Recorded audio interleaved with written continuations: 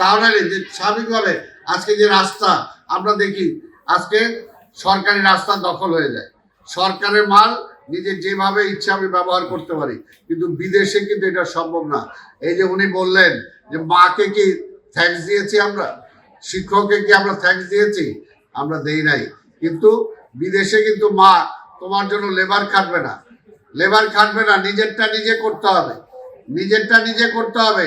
নিজেরটা একটা বয়স আছে, এই বয়সের পরে মা বাবার সেখানে কোনো দায়িত্ব নাই, মা বাবা সেখানে খেয়ালও রাখে না, কিন্তু নিজেরটা নিজে করতে হয়। তো সেই কারণেই আমরা যদি প্রত্যেকে যদি ভালো হয়ে যাই, প্রত্যেকে যদি নিজ দায়িত্বটা পালন করি, আমার দেশ একটা সোনার দেশ হিসাবে রূপান্তরিত হতে পারে। সেটা সম্ভব আমাদের দ্বারাই। তা আমি অনেকক্ষণ বক্তব্য দিয়ে দিলাম, আরো অনেক কিছু বলার ইচ্ছা ছিল, কিন্তু সময় কম, যেহেতু ওনাদের একটা টাইম লিমিটেশন আছে, এবং আমি উপরিভাবে যাচাই এখানে এসে আরো কিছু বক্তব্য দিয়ে যাই, নিশ্চয়ই আপনারা ওনারা যারা রিলেটেড আছে ওনারাও চাবেন না, এবং ছাত্রছাত্রীরাও হয়তো আমার চেয়ে বেশি আপনাদের কাছ থেকে বেশি শিখতে পারবে।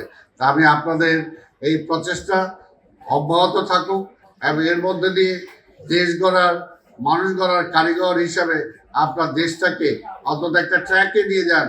আমাদের দেশ কিন্তু কোনো ট্র্যাকে নাই, এখনো ট্র্যাকে উঠতে পারে নাই। এই অবস্থায় দেশটা চলতে পারে না। এই অবক্ষয় থেকে আমাকে বের করে আনতে হবে দেশটাকে। তাহলে দেশ যদি ভালো থাকে আমরা সবাই ভালো থাকবো।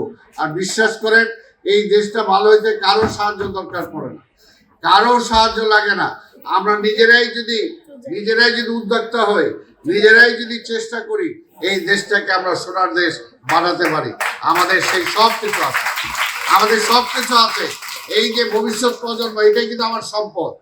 এই যে ভবিষ্যৎ স্কুল কলেজের আজকে ছাত্রছাত্রীরা, তাহলে এদেরকে যদি আমি মানুষ হিসাবে গড়ে তুলতে পারি, তাদেরকে সেই দীক্ষা যদি আমি দিতে পারি, এই দেশটার ডিরেল হওয়ার কোনো সুযোগ নাই। আজকে অবক্ষয় থেকে আমি বাঁচাতে পারবো, আজকে আর্থিকভাবে আমি সামনের দিকে এগিয়ে যেতে পারবো। আজকে একটা গরিব মানুষ যার দুইটা কাপড় আছে, যদি পরিষ্কার থাকতে তো বেশি কষ্ট হয় না, হাত পাটা ধুইতে তো খুব বেশি একটা কষ্ট হয় না, সময় মতো সবকিছু করা সেটার জন্য তো কষ্ট হয় না, কিন্তু তাকে সেই নিয়মের মধ্যে নিয়ে আসা।